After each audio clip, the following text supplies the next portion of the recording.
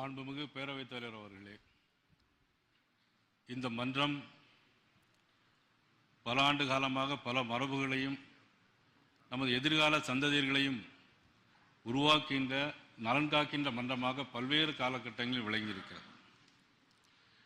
இன்றைக்கு நாம் எடுக்கக்கூடிய இந்த தீர்மானம் இன்னும் நாம் 234 பேர் மறைந்த பிறகும் கூட இன்னும் 200 ஆண்டுகள் ஆனாலும் அந்த சந்ததிகள் ஒருத்தருக்கொருத்தர் சண்டை சச்சரவு இல்லாமல் அண்ணன் தம்பிகளாக வாழ வேண்டிய அளவிற்கு முடிவுகளை எடுக்க வேண்டும் என்பதுதான் என்னுடைய எண்ணம். ஜாதிகள் இல்லையடி பாப்பா என்று சொன்னார் பாரதியார்.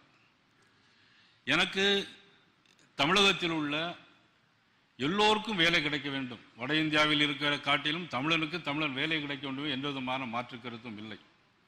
அதே நேரத்தில் மாண்புமிகு முதலமைச்சர் அவர்கள் 208ஆம் அரசியல் பிரிவு 3 ஆவின்படி மாநில அரசு நடத்த வேண்டும் என்று சொன்னாலும் கூட அது நடத்த முடியாது என்று மாநில முதலமைச்சர் அவர்கள் இங்கே தெரிவித்திருக்கிறார்கள். எனக்கு முன்னாலே பேசிய மாண்புமிகு உறுப்பினர்கள் பீகார் மாநிலத்தில் அங்கே நீதிமன்றம் தடை செய்திருக்கிறது என்று சொன்னார்கள். ஏன் தடை செய்தது? அங்கு உள்ள பாராளுமன்ற உறுப்பினர் அவர் சொன்னார், என்னுடைய ஊரிலே கணக்கெடுப்பு நடத்தவில்லை, இந்த கணக்கெடுப்பு நடத்தியதில் தவறு இருக்கிறது என்று சொன்னதன் அடிப்படையிலும் பல்வேறு குளறுபடிகள் நடந்ததின் காரணமாகத்தான் அந்த நீதிமன்றம் தடை செய்தது.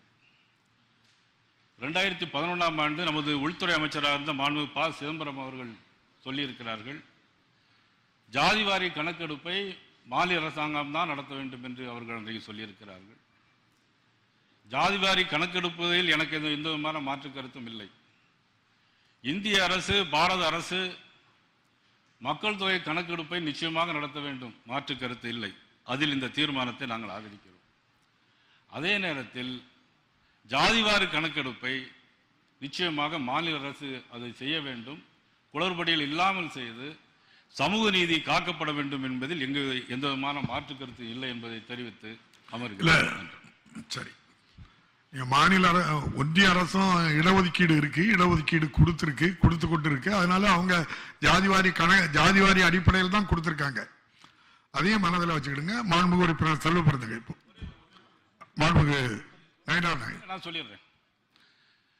இப்போ உதாரணத்துக்கு நம்ம ஈஸ்வரன் இருக்கிறாங்க, கொங்கு வேளாளர் கவுண்டர், ஜாதியை தயவு சொல்ல வேண்டிய சூழ்நிலை இருக்கிறது.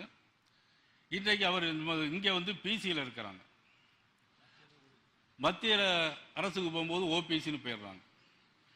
பாண்டிச்சேரிக்கு வரும்போது பார்த்தீங்கன்னா ஃபார்வர்ட் கம்யூனிட்டிக்கு வந்துடுறாங்க. மாநிலத்துக்கு மாநிலம் இந்திய அளவுல என்ன இருக்கோ அதை தான் கடைபிடிக்கிறாங்க. 27% விபி சிங், கலைஞர் அவங்களுடைய கோரிக்கை ஏற்று வந்த காலங்கள் அது. நீங்க இதைத்தான் பேசணும். ஏற்கனவே அப்பவும் நீங்க அந்த விபி சிங் கொண்டு வந்ததை எதிர்த்ததுதான். அதே மாதிரி ஏடிஎம்கேல இருக்கக்கூடிய திண்டுக்கல் சீனிவாசன், தம்பித்துறை, காளிமுத்து எல்லாருமே எதிர்த்தான் ஓட்டு போட்டாங்க. அந்த அங்கீகாரம் இல்லாம இருக்க ராஜ்யசபால தோற்கடிச்சது யாரு? அன்னைக்கு இருந்து நமது திருச்சி சிவா அவர்கள் அன்னைக்கு தோற்கடிச்சாங்க. ஆக ஒவ்வொன்றும் பழைய கருத்துக்களை பேசிக்கிட்டே போகக்கூடாது. இன்றைக்குள்ள தீர்மானம் என்னது? எதிர்கால சந்ததியினர்கள் ஒரு ஜாதி சண்டை இல்லாமல் ஒரு நல்ல சுமூகமான உறவுகளை இந்த மன்றம் எடுக்க வேண்டும். அதனால் மாநில அரசு எடுக்க வேண்டும். மத்திய அரசுக்கு பொறுப்பு இல்லாட்டி ஒட்டுமொத்தமா சொல்லாதுங்கிறக்காக சொல்றேன். மாண்புமிகு உறுப்பினர் செல்வபிரதகை.